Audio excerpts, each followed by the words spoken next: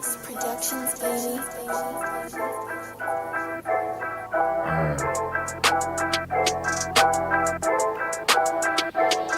Yeah, it's the underground, it's the underground, it's the underground, it's the underground. You better pass, you better run, and that's your ass. Boy, you done. It's the underground, it's the underground, yeah, it's the underground, it's the underground. You better pass, you better run, and that's your ass.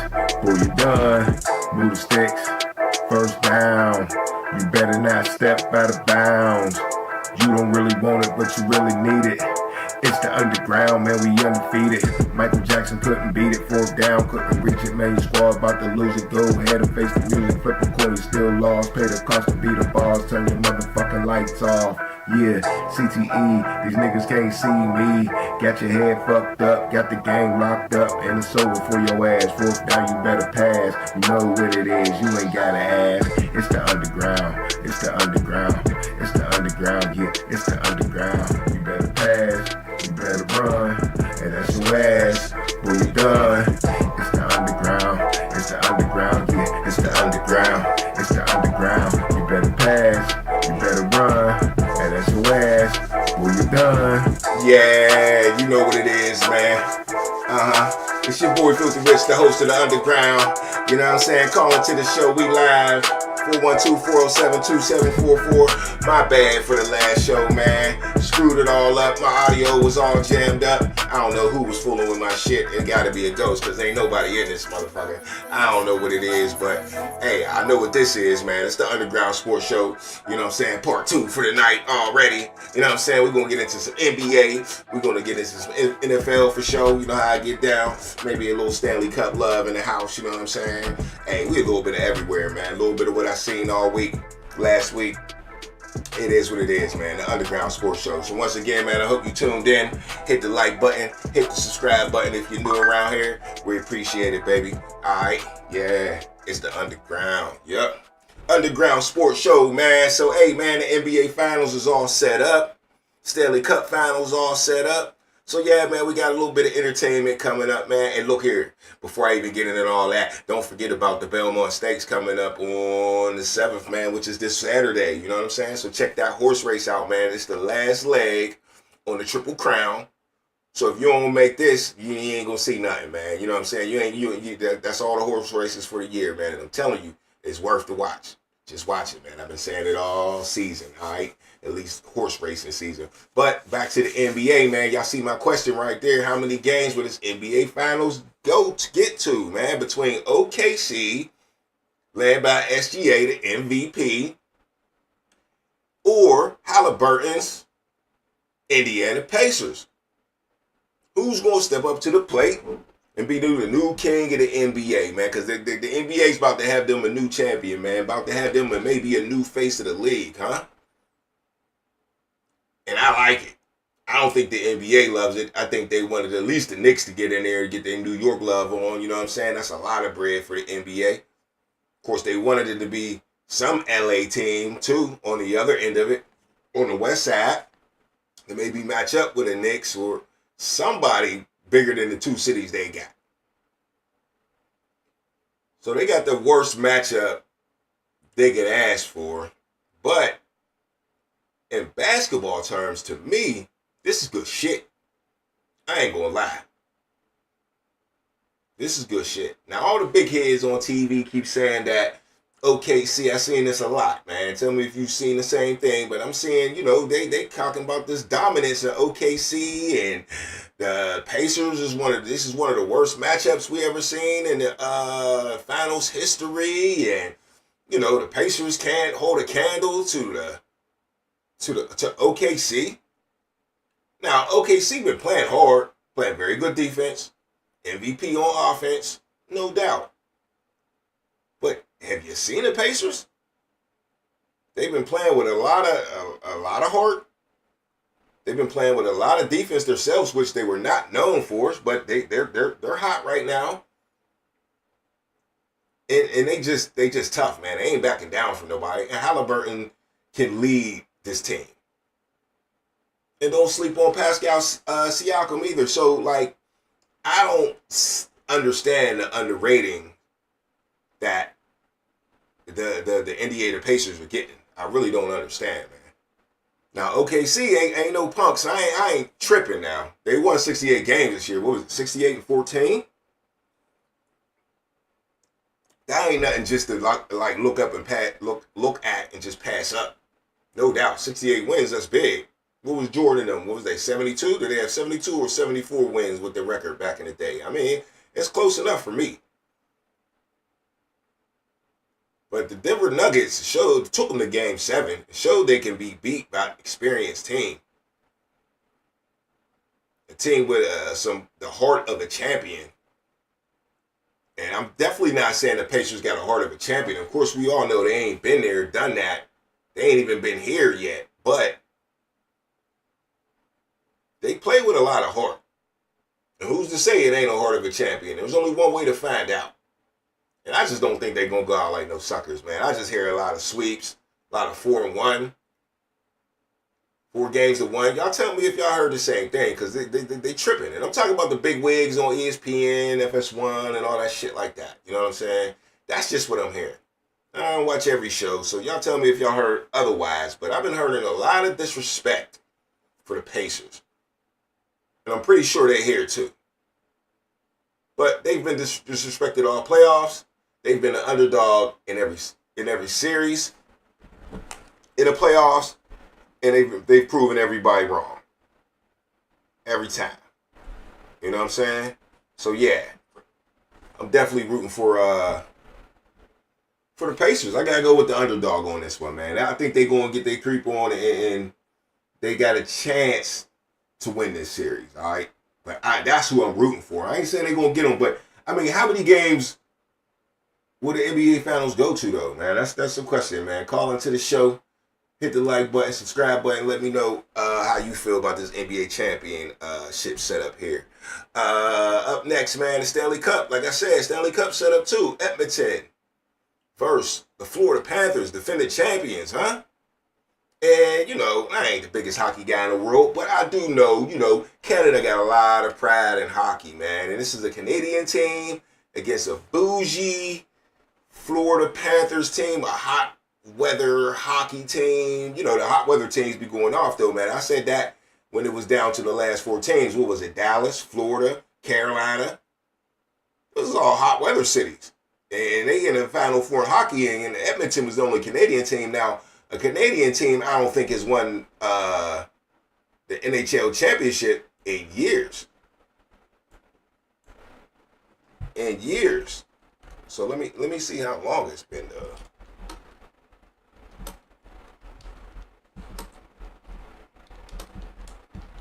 Because that's like, they're very prideful up there. Looking so going all the way back to, the Penguins won it back to back at 16 and 17. There still ain't been a team all the way back. Colorado Avalanche and Florida Panthers. No, I'm going the wrong direction. This list go back to all the way back to the lockout year in 2005. And no, there is not. I ain't looking no further than this, but there is not a Canadian champion on this list all the way back to 2005. So yeah, it's just wild to me. I never really thought about it. I heard that in the news, and I'm like, damn, there ain't been a championship coming out of Canada. As much pride, as hard as they, root for their teams and want to build a team to win a champion. They haven't been champions in a long time. And then you got teams like Florida, skating on cold ice and 95-degree weather outside, and they want ready to go back to back. So let's see if Edmonton can bring one home. You know what I'm saying? It's going to be worth the watch. Just because, I filled you in with a little bit of history right there, you know what I'm saying, on the game. And, hey, hockey's just, it's just good. It's a good sport, man. If you get a little bored with the NBA, or let's see when they got to be playing on opposite days. I got it right here. So, NBA Finals are starting on Thursday. Yeah. The game 1 of the Panthers and the Oilers. Oilers is at the crib, and they go tomorrow at 8 o'clock. All right? So, yeah. Tune in, man. Ain't shit else on. You ain't got to watch the whole game. One thing about hockey, though, man, as soon as you take your eyes off that shit, that's when the motherfuckers score. So you got to be patient when you're watching a hockey game. You know what I'm saying? You got to be very, very patient. And just enjoy the physical play. Enjoy the nuances of the game. Once you learn the game, it's a lot better. So give it some time, man. Give it some time. All right, up next. What I got up next, man? Hey, once again, hit the like button. That'll help spread me out, man. I need y'all, man. My peoples that watch the show all the time, I really appreciate y'all, man.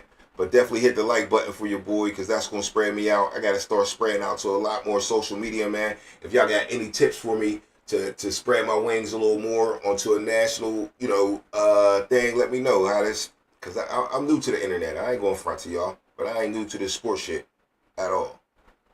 At all. All right, man. One thing I know, man, they still fucking talking about Aaron Rodgers in the national news, man. Why? Why?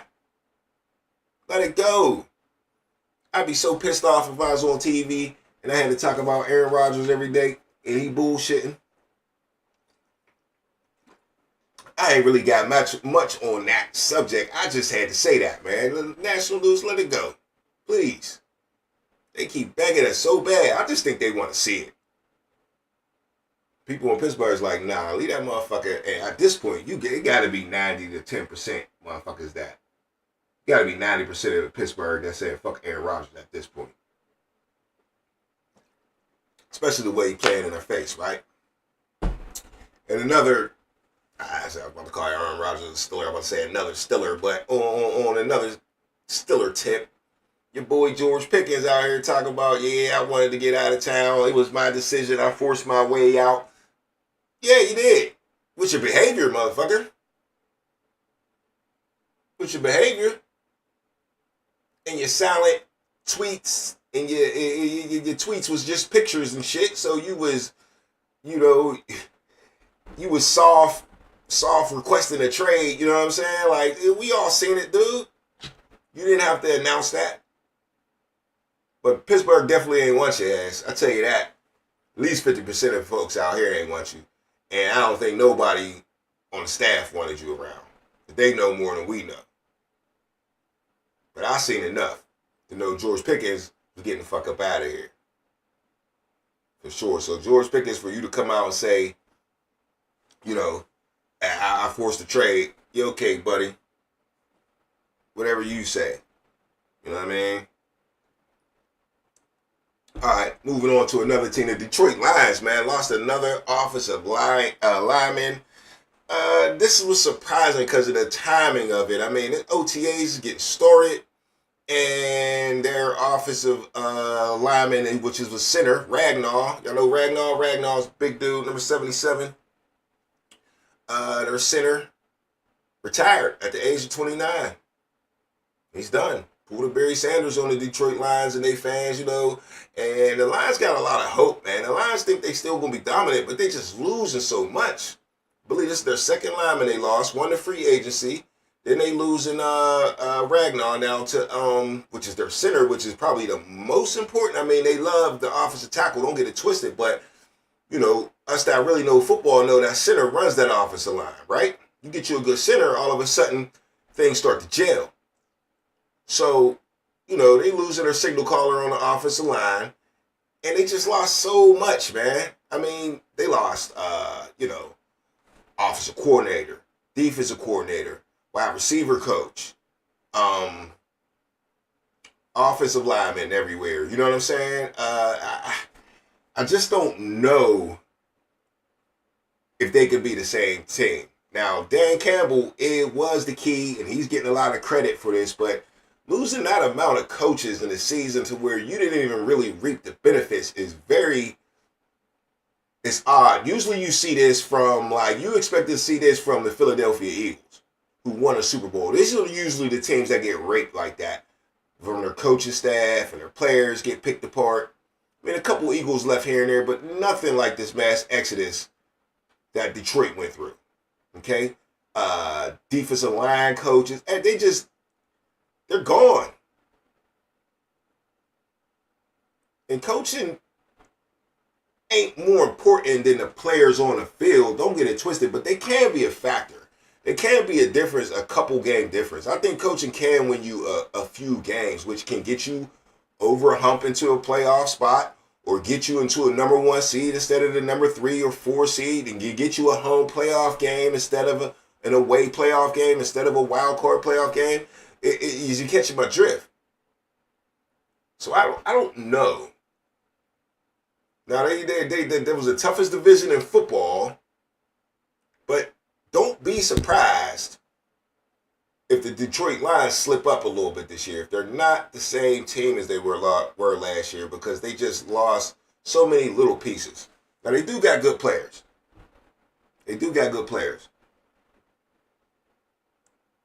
You know, I seen Montgomery get banged up last season, and that's not a good thing. If he keeps getting, you know, he's getting a little long in the tooth, and we don't want to see him keep getting hurt. The way he runs, it almost seems like he's going to get hurt every time he get the ball, just because he gives that extra effort. I see a lot of guys that give that extra effort. Those are the dudes that get hurt a lot. But Gibbs is the man, because he was able to come in when he was hurt, and I was wondering if he was going to be able to take over, and he was. And he did. That was for a short period of time, though. So we'll see. No more Ben Johnson. No more Aaron Glenn. One went to Chicago, and one went to the Jets. We'll see how their teams do. And we'll see how Detroit do with all their losses, man. Yeah, that's just wild, though. Okay. Just talking about the Eagles, man. And, you know, the Eagles won a Super Bowl. First of all, Eagles won a Super Bowl, and Saquon Barkley made the cover of Madden, but I seen something on Facebook I just wanted to show y'all that might have been a little more. I mean, that jumping over dude backwards was lit, and that new Madden cover looks nice and it's sweet, and Saquon Barkley definitely deserves a spot. But this right here, this is hard. That's hard. That would have been enough. I say they put this on the inside or the back or something like that. You know what I'm saying? Go ahead and get the Eagles their props. Give Jalen Hurts their props. Give Saquon Barkley their props. They did it in exciting fashion for the fans, I would say. Definitely for their fans with a blowout in the Super Bowl. They bored us, though. You know what I'm saying? Because we wanted to see a good game. But for their fans, that was great. But we all liked watching the Eagles this year. As much as I hate the Eagles, I do like Saquon. I do like Jalen Hurts, A.J. Brown, Smith at receiver. There's a lot of their players I like. And I enjoyed this season. So they deserve everything. They deserve, you know, throw my man in there on the man cover too, man. Because that's hot right there. That's hard. I like that a lot. I just had to share that with y'all, man. But what our other thing I wanted to talk about with the Eagles, and we'll maybe get on the Eagles real quick, because that just popped up in my mind. Victory parades, all right? So they had their victory parade, and, you know, shit went down at their victory parade, too. And I remember when Kansas City won their, I want to say in Philly, a couple people got shot, right? I want to say the same thing happened in Kansas City. Other people got stabbed or shot like that. And I seen something in the news here earlier this week about a victory parade all the way overseas. The other incident was at the, what was it? The college playoff game. I think it was Texas. It was about to play somebody in the playoffs down in New Orleans, and the truck ran through and hit everybody. But yeah, over in England, nearly 50 fans injured after man drives car into crowd at Liverpool Premier League parade. So 27 people were transported to the hospital, and 2 described as having serious injuries. Police have detained the suspect. 50 soccer fans celebrating Liverpool's Premier League title were hospitalized Monday after 53-year-old British man drove car into crowd at the club's title parade in Liverpool, England, according to police. All right. So, yeah, man, I ain't going to get too deep into the story. They talk about what the police did. They are asking, the police said we would ask people not to speculate on the circumstances surrounding tonight's incident on Water Street in Liverpool City. We can confirm the man arrested, 53 white British man from Liverpool. Extensive inquiries are going to establish, I don't know, something. But anyway, the point that I'm making is this is just turning into a trend, man. I personally, I don't like the big crowd at all. Because I just feel like if I go, that's when some bullshit gonna go to motherfucking down. You know what I'm saying? So, I don't like big crowds. And now we got a trend here, man. Like I said, we go from Kansas City's parade last year, Philly's parade after their Super Bowl this year, this Liverpool thing, college football playoffs this year. That's just crazy. What the fuck is going on? I mean, when did it come to a point where they cancel these parades? Not that I like going anyway, but obviously people show the fuck up. It looks like fun if you into that type thing. If you into a lot of people, then yeah, there's a lot of people down there. They having a good time. And for people to wind up dead or hospitalized, shit ain't cool, man. We gotta find a way to stop this. It's hard though, man, because you want to let people have fun. You want to give people their freedom. Freedom to walk around and do what they do as they choose to do. But you got dickheads like this, man. You know what I'm saying? And we never find out the motive. They never talk about the story later. Shit just happens. And you don't even know what's next. You almost forget about it. And I think that's why people keep going back. Because they ain't thinking about it no more. Alright, up next, man, Zion Williams, bruh. Alright, you know what I'm saying? Hit the like button, subscribe to the channel, call into the show, man. Like I said, how many games will the NBA Finals get to, man? How many games y'all think, everybody's sleeping on Halliburton and his crew, man? I think he's a little motivated. Giannis jumped in his dad's face. Ever since then, he been turned up, ready to go. He let his dad back in the building. Don't let him steal game one. Do not let the Pacers steal game one. I tell you right now, the Pacers steal game one, it's over. I'm going to just say that much. All right?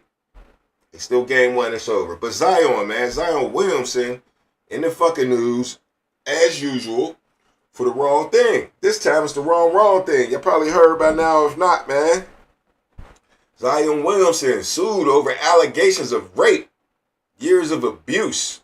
Woman has accused New Orleans Pelican for Zion Williams of rape in addition to sexual, physical, emotional, financial abuse over the span of multi-year relationship. Damn, sound like Shannon Sharp. Baby Shannon Sharp. It's crazy.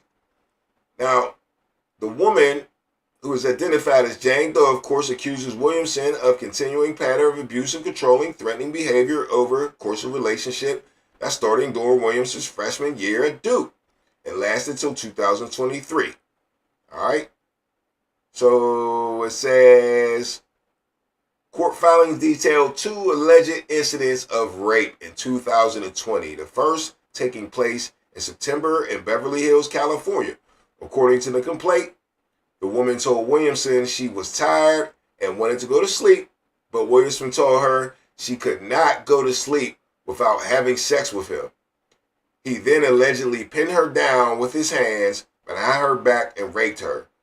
The filing added that Williamson threw the woman's phone across the room afterward and choked her.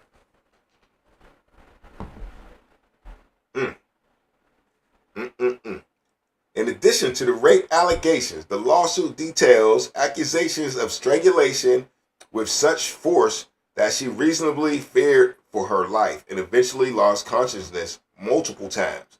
The woman also accuses Williamson of entering her apartment without consent and stealing her belongings. God damn. Now, Zion, when you was in the news for, being overweight and all that shit like that, it was what it was. But god damn, bro. I'm telling you, man, what is it?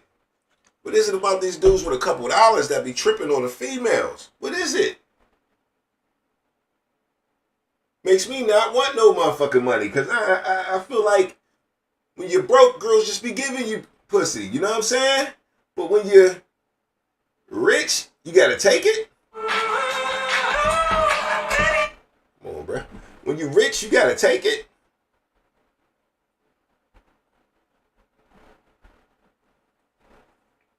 Come on, Zion. You gotta do better than that. And this is going all the way back. I did hear that this is not a criminal charge, as usual. I'm guessing she wants some bread. Who knows if it's true or not. Shit be sounding crazy. You never know these days. He definitely came out and said that, he was innocent and that he'll be fighting this, and he got all types of evidence that this is extortion and completely extortion. She's just mad because of a breakup and she's extorting him for his money. So hopefully Zion, I just had to put y'all on to that because I seen that and wanted to rap on that, man. Call into the show, let me know what you think, man, about, these deals with big money just seem like they just taking ass. It's crazy. Really ain't nothing new. But damn. No self-control. There gotta be some women throwing it at you, bro. It's hard for me to understand. I'm sure it's hard for y'all to understand out there too. That's pockets look like mine. I just don't get it. I really don't. All right, some other dudes I wanted to get into too, man. Stephon Diggs and Tyreek Hill, man. Hey, Diggs versus Tyreek Hill, and we ain't talking about on the football field neither. A lot of off-the-field shit going on right now. LTA started, and of course they was mad at Stephon Diggs for not being at OTAs and being on that motherfucking boat with the little pink substance. You know what I'm saying? I don't know what it was neither, but you had the little pink passing it to the girl. And, they was twerking, and he was having his fun while everybody else was at practice, man. And that was that. Now we got Tyreek Hill at some amusement park, water park, sliding down slides with his little boo. She was looking nice and shit, you know what I'm saying? He was just with one chick, though, so shout out to him and his one girl, you know what I'm saying? It is what it is. You know what I mean? You play it how you play it. But the football side of it is what I want to talk about. Look, man, everybody's dogging these dudes for missing OTAs, but it's OTAs, bruh. And you're going to see more of this and more of this. It's going to become more of a trend. The more money these players make, the more they're going to want to enjoy their time in the summer. You talk about Stephon Diggs and Tyreek Hill, who are seasoned players, got the biggest contracts they ever going to get no matter what. So they feel like they're going to do what they want to do. The summer's just popping off. We just getting into the 80 degrees. Shit, it was 45 degrees the other day. You know what I'm saying? So, the summer's just popping off, and now these dudes got to go to practice and grind out for the rest of the year, because once you go in, it's all in. So, let these boys get their little tip of their summer, man. Hey, look, Stephon Diggs not being there for a couple of days and Tyreek Hill not being there for a couple of days ain't the end-all, be-all of OTAs or their whole season or the difference between the Patriots or the Miami Dolphins winning the motherfucking Super Bowl. It's not. It's not at all. Not even close. And, it ain't like they the quarterbacks. It ain't like they young, they rookies. It ain't like they on new, Stephon Diggs is on a new team, but you know what you're getting out of Stephon Diggs. But when it comes to Tyreek Hill, it ain't like he's on a new team trying to link up with a new quarterback. None of that.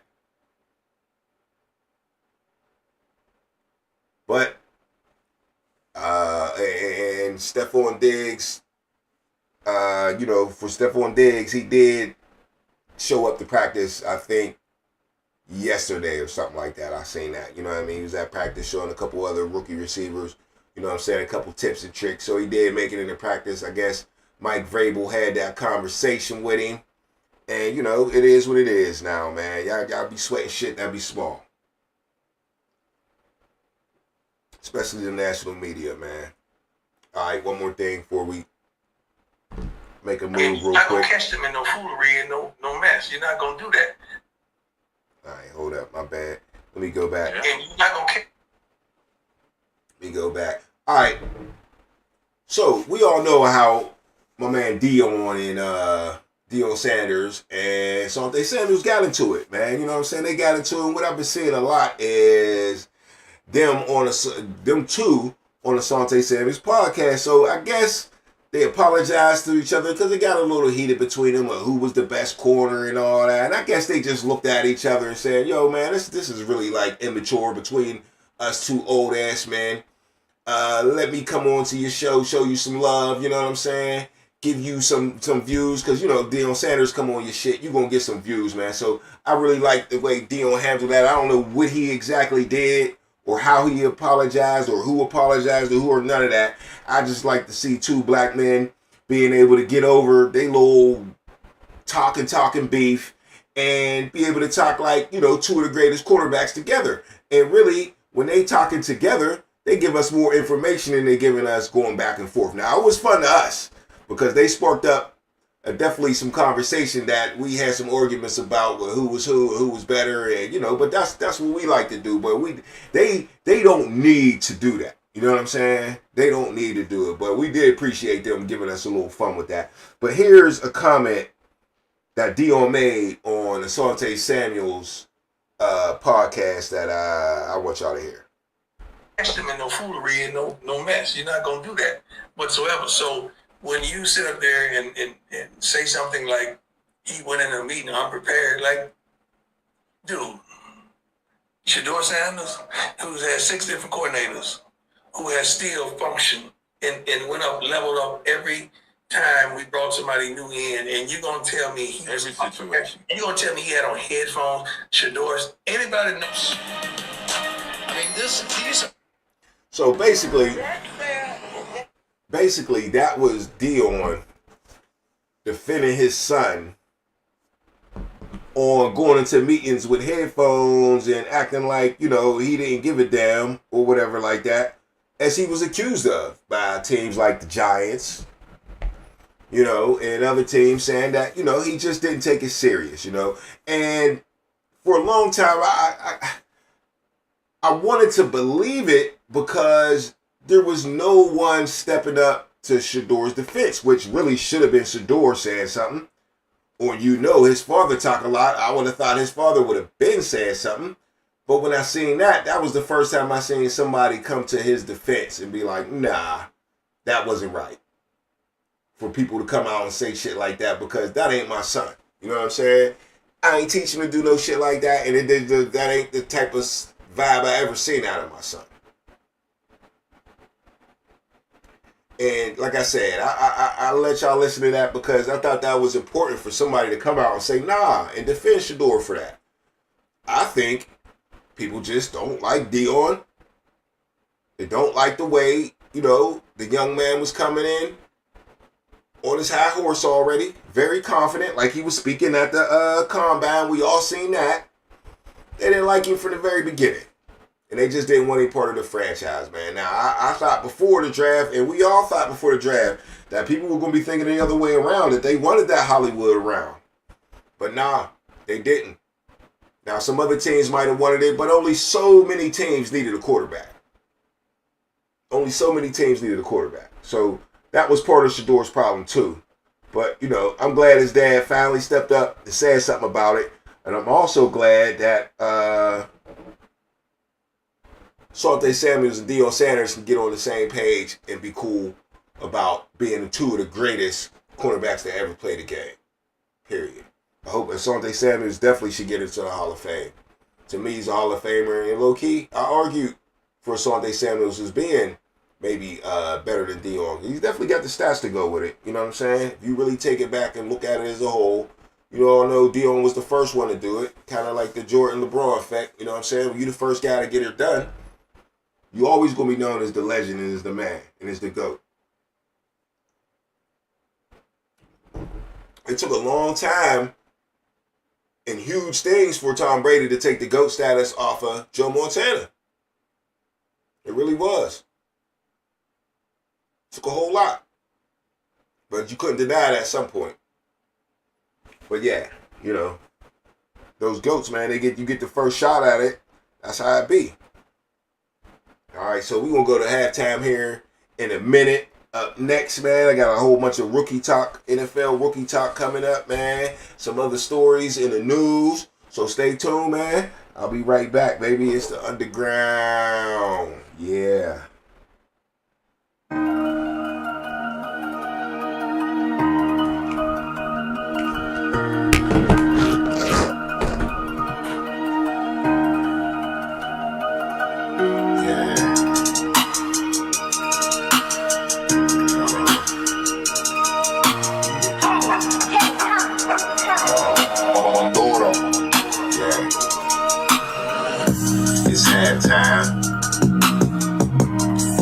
halftime. I'll be right back. It's halftime. It's halftime. It ain't over yet. It's halftime. It's halftime. I'll be right back. It's halftime. It's halftime. It ain't over yet. It ain't over till it's over. Pull back, run you over. It's the halftime show. We need a turn over. Pick 6. It's your boy Filthy Rich. Hurry up in this bitch. Hit the like button. That's the right button. Call in to the show if you know something, but you probably know nothing. Not my fault that you're playing for the wrong team, wrong scheme. Struck you out like Paul schemes. It was all a drink. You never gonna win a thing. Nah.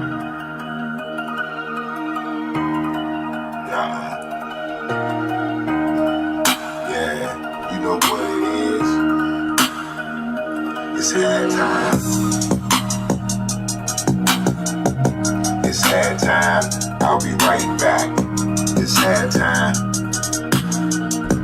It's halftime. I'll be right back. It's halftime. It's halftime. I'll be right back. It's halftime. It's halftime. It ain't over yet. Yeah. It's the Underground Sports Show, baby. We always live. You know what it is. It's the Underground. That's the halftime show, baby. 412-407-2744. Call us to the show.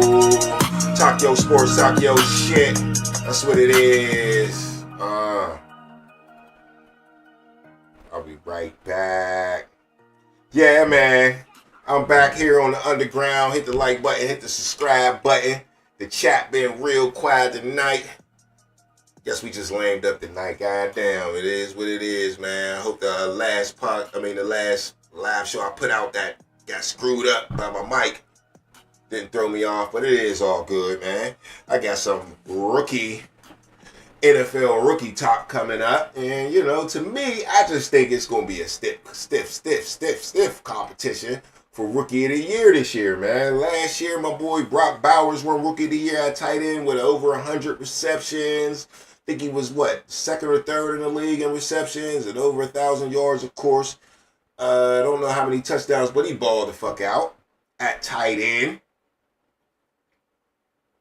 So I got to show my respect to tight ends, you know what I'm saying? But we got some blockbuster players, man, that came out of the draft this year, man. You got a Jetty, of course, going to the Raiders, talking all types of shit, you know what I'm saying? Saying he aiming for the Rookie of the Year, you know what I'm saying? Chip Kelly fucking with him a little bit, you know what I'm saying? But I think he got the recipe on that team to be Rookie of the Year, man. I believe they're going to utilize him. They got the coach that like to run the ball. Got Geno Smith that need a running game to help him, you know? And, yeah, you know, he's the guy on the team. You can't think of another running back on the Raiders that's going to challenge him at all. So he should be day one starter. So Jetty is definitely a top pick for Rookie of the Year right now. You know what I'm saying? I can check Vegas and see who is the front runner. But of course, Travis Hunter got to be up there with him too, man. What did I see today? Travis Hunter playing a little defense today. Got him an interception on some 7-on-7s today. Of course, 7-on-7s, but you know, now they started him out wide receiver. Now he's adjusting the DB, and we're going to see how quick that the Jaguars move on that thing right there. So, you know, I think, you know, of course, him being Rookie of the Year is heavily weighed on him playing both sides of the ball, because that's the expectations people expect from him at this point. Okay? No matter if he balls out at wide receiver or not, if he ain't playing defense, people are going to be like, he didn't do what he was supposed to do. You know what I mean? He also went and got married. She wasn't a distraction all these years. So I don't see why she would be a distraction on the football field all of a sudden. I don't think so. Maybe later down the road, we'll see, but not this rookie year, all right? Now, like I said, tight end won it last year. A lot of people ain't thinking about my man Tyler Ward coming out of Penn State, playing for the Indianapolis Colts. Now, you know, I think he's got a decent chance at winning a thing like this. No, I would bet that the odds are very low that he, in Vegas, if you put a bet on this man, that for him to win Offensive Rookie of the Year, but also nobody was probably thinking Brock Bowers last year either. And the reason I like Tyler Warren is because he's in the same type of situation. He's on a team that's not that great, without big-time receivers to throw the ball to, so he should be a vocal point of his offense. Now, they got QB problems, but hey, when you got QB problems, QB's best friend, as I always say, is the tight end. So yeah, I'm looking for Tyler Warren. Get busy. I'm my other man, Ted McMillan. Now, we talked about Travis Hunter, but Travis Hunter is not the number 1 rated wide receiver coming out of the draft. My man, Ted McMillan, out of Arizona, who's going to Carolina, who's getting matched up with a quarterback that woke up last year, might do some things, man. They was pretty good on offense the last 4 or 5 games down there in Carolina. Bryce Young finally woke up, and they was doing their thing. They got a running game in their system, so they'll be able to play action, and my man goes deep. So, yeah, Tech should be making some plays this year, and he's going to make some highlights. So, Tech McMillan's definitely got a chance to be MVP, man. Call into the show, 412-407-2744. Tell me what you think. Right now, I'm talking about rookie stiff competition, man. Right now, the 4 dudes that I named, I feel like each one of them can win this award. Okay? And I mean, like, on an equal level. Of course, anybody can win an award, but on an equal level, these 4 dudes right there got a legit chance because of how I explained it. Basically, the situations that they're in. All right? So, we also got Omarion Hampton, who was pretty much rated the number 1 running back. Well, no, not the number 2 running back coming out after Genty. Okay? Now, Genty didn't run a 40, but Omarion Hampton, I want to say, recorded the fastest 40 time for a running back in the combine, or one of the fastest, which people didn't expect because he's a big, rocked-up dude. You know what I'm saying? Running hard out of North Carolina. And one thing about North Carolina, they put running backs into the league. They pretty much, coming out of North Carolina, you good, you're going to be nice in the league. Check their track record. Believe me. They got him. So, you know, I like him. And the reason I like him, playing for the Chargers, he's out there in good weather. And he's playing for a run-minded coach. Now, they did bring Najee Harris in there. We'll see how they split time between them two, but we'll see, man. I think Omarion Hampton's got a legit chance to be Offensive Rookie of the Year for the situation that he's in. Up next, Ibuka from Ohio State, wide receiver. He was number 2 at Ohio State. Very good receiver for 3 years at Ohio State. Carried the torch, wide receiver U. There's been a bunch of number 2s to come out of there, and he's the next up. He's the next man up. And what I like about this guy and his chances to win Offensive Rookie of the Year is the team he went to, okay? He went to a playoff team and to Tampa Bay Buccaneers with a legit quarterback that's definitely going to get this boy the ball right away.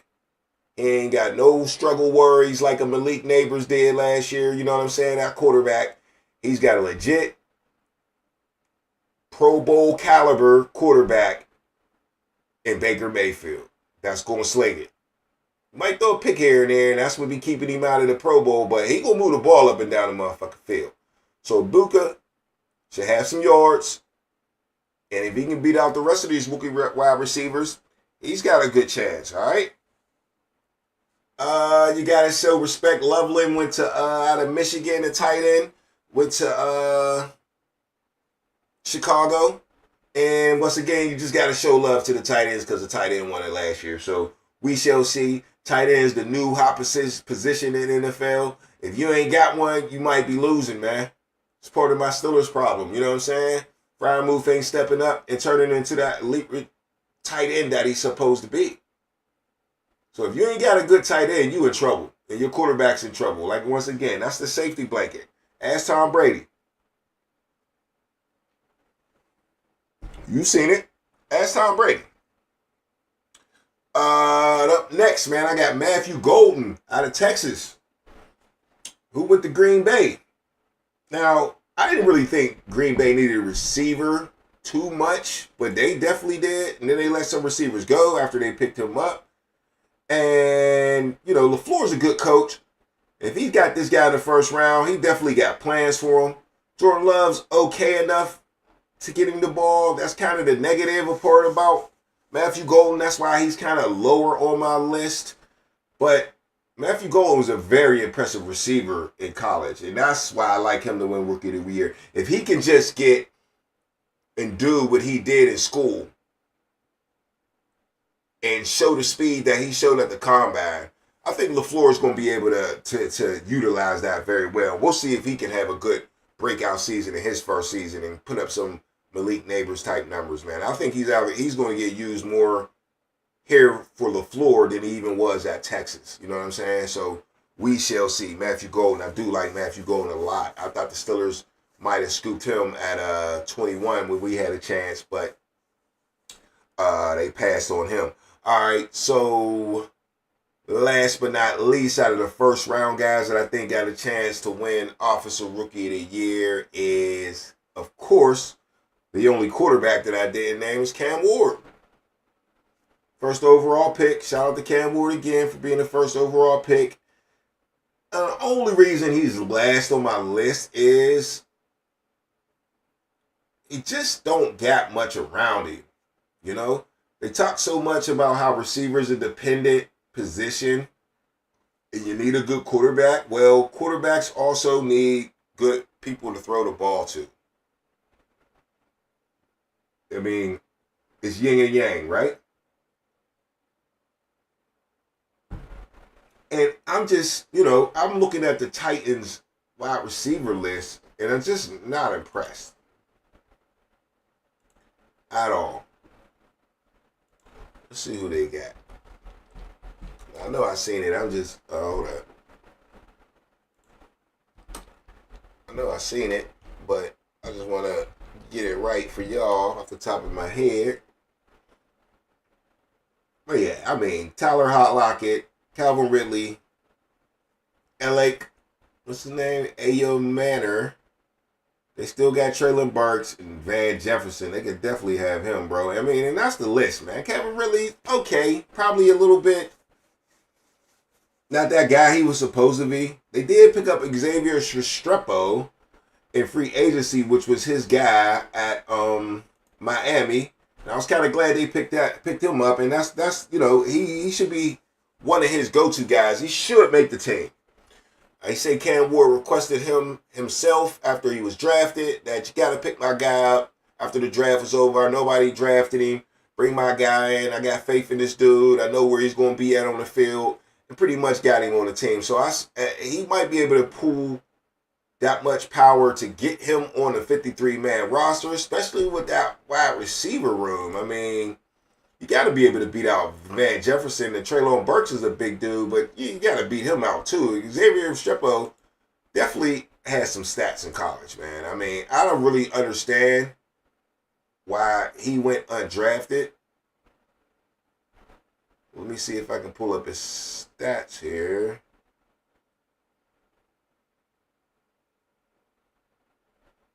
Hold on. I know he had over 1,000 yards. Here we go. Xavier Restrepo, over 1,000 yards 2 seasons in a row. 2023, 1,092, 2024, 1,127. 85 catches in 23 and 69 in 24. And what I do like, in 24, he's got 11 touchdowns, bro. So, yeah, man, I mean, how did this guy go undrafted? Now, he's pretty, I mean, 5'10", 195. I don't want to call that small at all.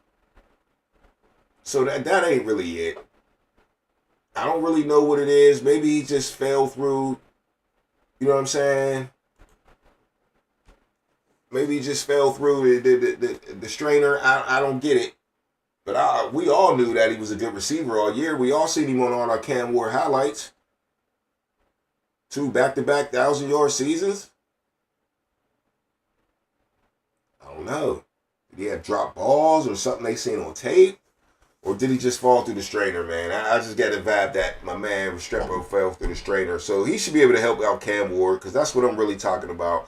Offensive Rookie of the Year, man. Y'all leave something in the comments. Y'all tell me out of Genty, Hunter,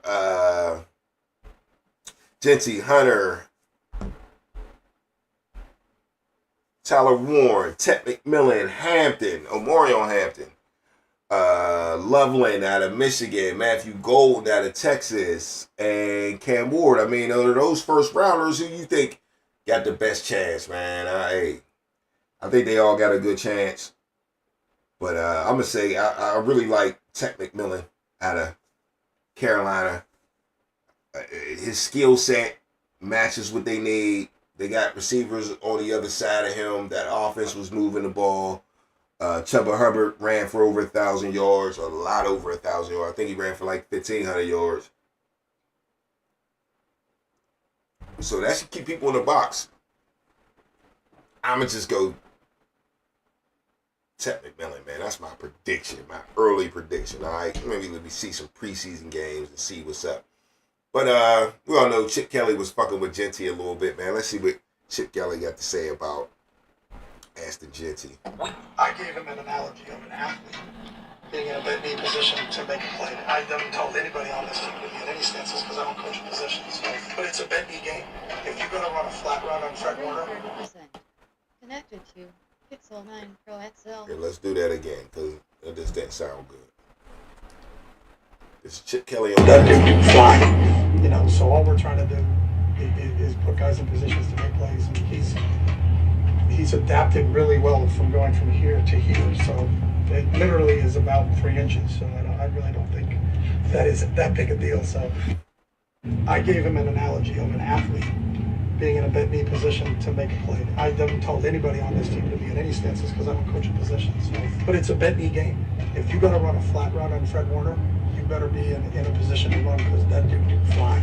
You know, so all we're trying to do is put guys in positions to make plays, and he's adapted really well from going from here to here. So it literally is about 3 inches. So I really don't think that is that big a deal. So all right, man. So Chip Kelly's all over the place. We know Chip Kelly's a little hater, you know what I'm saying? And you know, at the end, you heard him. He said, I don't think it's that big of a deal. But you is making a big deal out of it, man. I mean, you told the man to change his stance. It is what it is. Just say what it is. And you started out your speech right there saying that, you know, you need to get into an athletic stance so you can beat guys like Fred Warner and stuff like that to the flats and stuff like that. And then at the end, you turn around and say, you know, it's only 3 inches. It's not a big deal. Like, which one is it?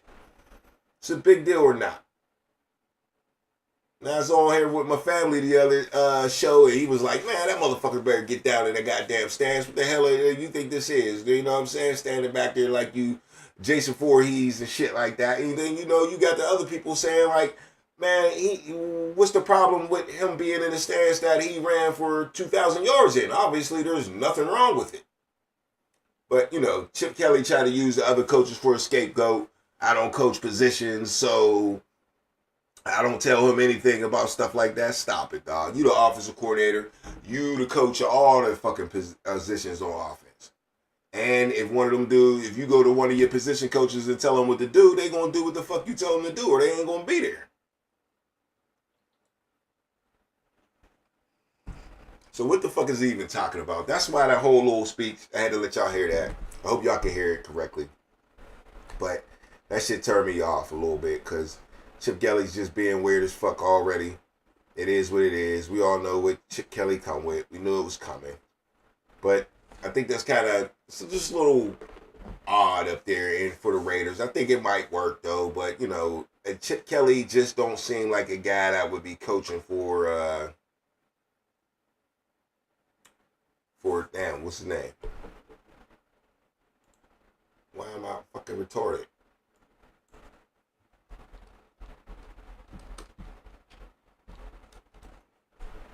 Pete Carroll. What the fuck is wrong with me? I already knew who it was, but I'm just retarded with names. I tell y'all, man, y'all will see that on this show all the time.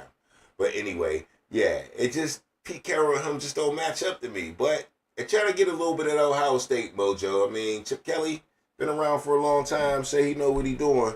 But we will see, man. We shall see.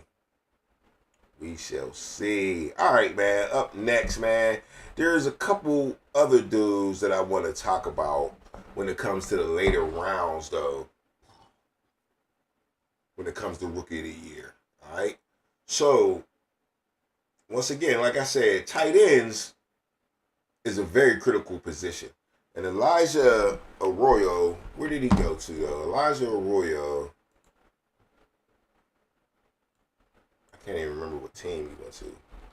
Is a very good player, though.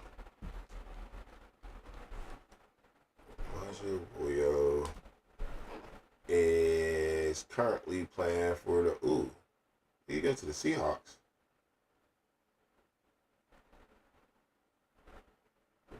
There you go. Yeah, I think he went to the Seahawks. Seahawks got Sam Darnold now.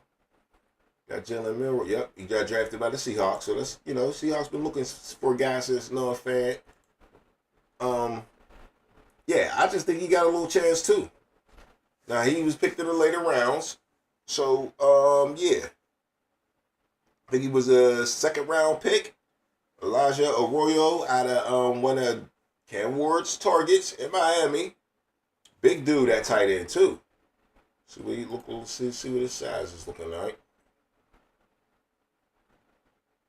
Let's go back.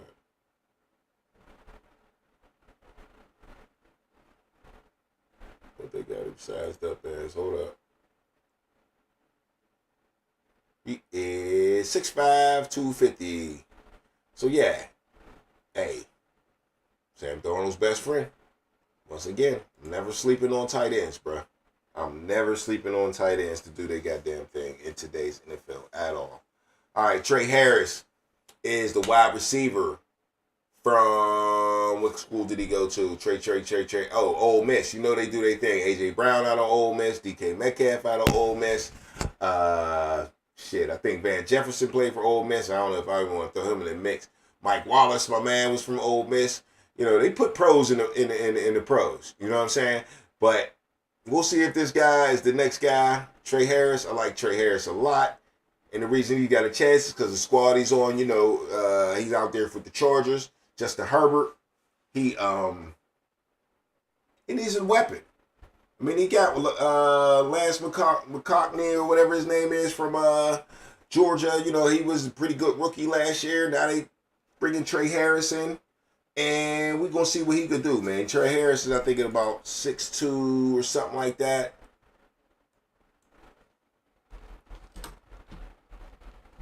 Let's see what his size is here. Let's see. Trey Harris. 6'3", 210. Gee, that's what I'm saying, bro. I like that. And he gets his beast on, too, man. Go check out some Trey Harris, bro. I'm telling you. Second round pick. LA Chargers. And they needed him. So, they creeping up on the Chiefs, man. I'm telling you, they trying hard.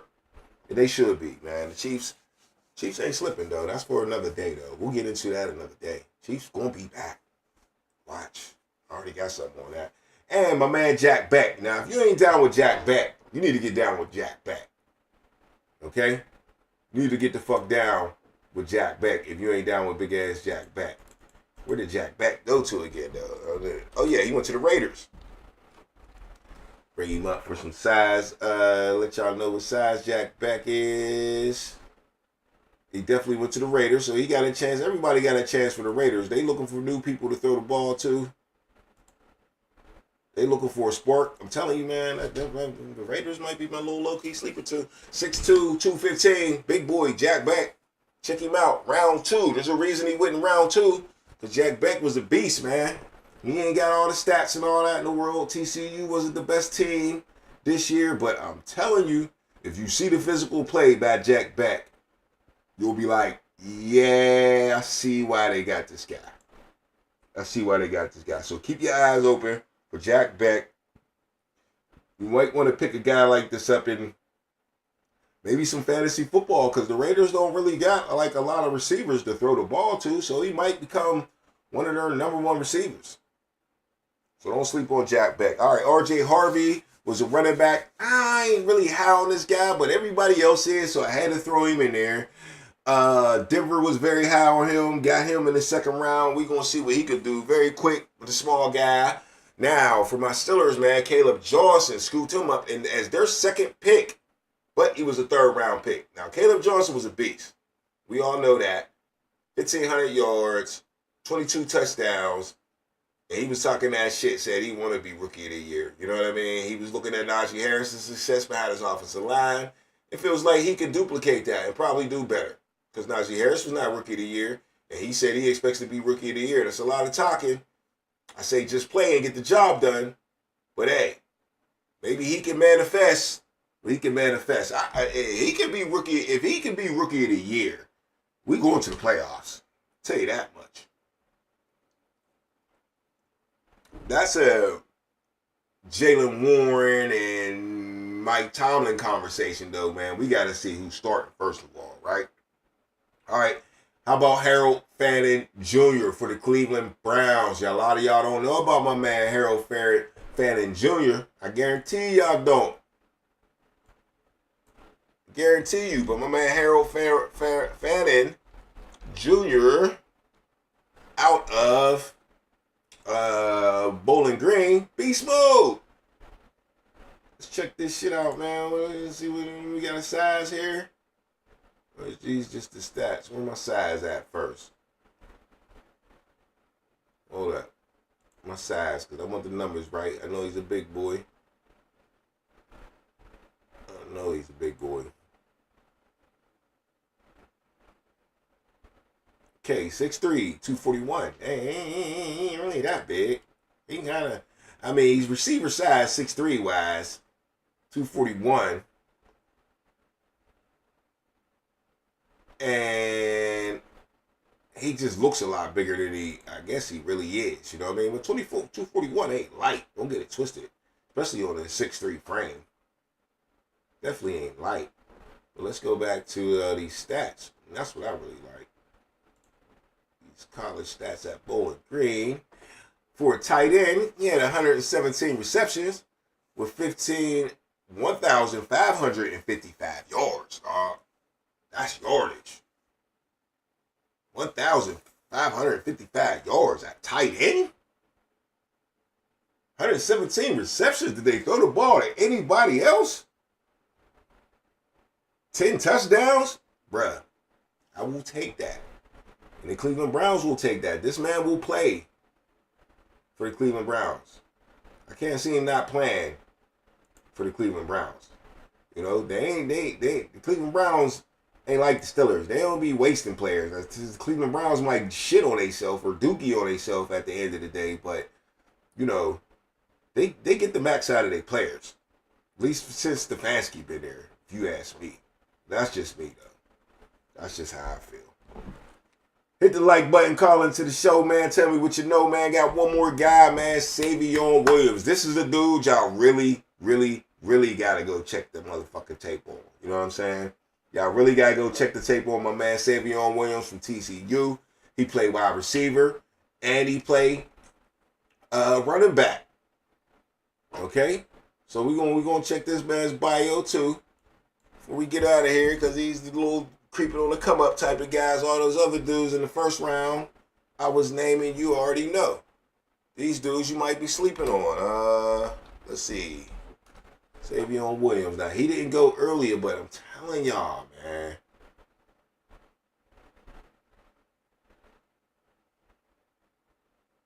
Let's see what they say right here. Draft and combine. 6'4", 220. He's labeled as a wide receiver for the Green Bay Packers. All right? But I'm telling you, they puts the boy at running back. Google my man Savion Williams. Please Google my man Savion Williams. It's definitely a good watch. All right? So, hold up. We're going to go back to them college stats real quick. They got him marked at 6'5", 212 right here on his college bio. Okay, so at TCU, let's go back to 2023. 41 receptions for 573 yards, 14 yards, a grab with 4 touchdowns. But also had 52 rushes for 635 yards. Okay. Definitely taking that shit right there. Hold on. No, I'm lying. That's from scrimmage. Rushing, they had 11 for 62. I was about to say. But anyway, that's his total from scrimmage was 635 last year. And then this past season, 2024, he had 60 receptions for 611 yards. But he also had 51 carries for 322 yards. Go watch my man with 6 touchdowns. So they used him on the goal line. It was definitely, when I watched the highlights, he was on the goal line heavy. He had 6 receiving touchdowns too. So that's 12 total. My man's a beast, dog. I'm telling you. He about to be one of my favorite players if he could put it together the way he had it at TCU. If he could put it together like that, I'm definitely going to be watching out for my man. Okay? So, yeah, man. That's all of my little rookies I'm watching out for this year. So don't say I ain't motherfucking warn you. I ain't say I ain't show you. Don't say I ain't tell you when fantasy football come around and I scooped them all up and you did. You know what I'm saying? So, you know, it is what it is, man. It's your boy, Filthy Rich, man. Hit me up anytime. Call into the show like I said, man. I gotta go. It's getting late. But that's all right, man. It's the motherfucking underground. And I appreciate y'all showing up. Hit the like button. Hit the subscribe button. And ain't nothing changed around here, man. I'll be back when I'm back. I don't know. I ain't got no damn schedule. And I ain't sweating that shit either. But, hey, I fucks with y'all, man. Fuck with me.